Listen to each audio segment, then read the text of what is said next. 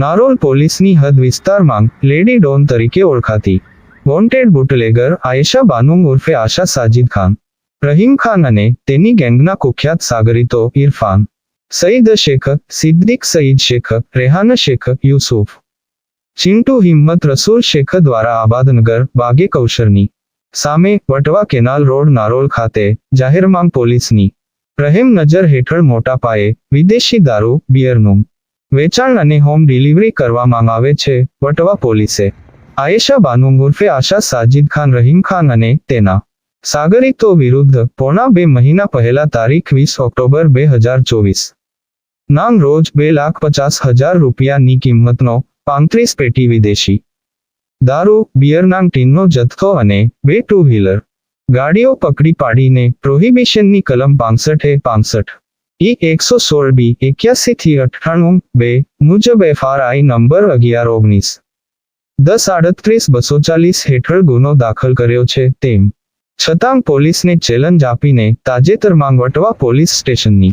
હદ વિસ્તારમાં આવેલ કુત્બે આલમ સોસાયટીમાં લગ્ન પ્રસંગે જાહેર સ્ટેજ પર વટવા પોલીસની વોન્ટેડ આરોપી લેડી ડોન આયેશા બાનુંગ ઉર્ફે આશા સાજિદ ખાન, રહીમ ખાન અને તેની ગેંગના કુખ્યાત સાગરીતો ઇરફાન સઈદ શેખ, સિદ્દીક સઈદ શેખ, રેહાન શેખ, યુસુફ, ચિંટુ હિમ્મત રસૂલ શેખ દ્વારા લોકોને ભયભીત કરવા અને પોલીસનું મોરલ તોડવા માટે ઘાતક હથિયારો સાથે ભયજનક રીતે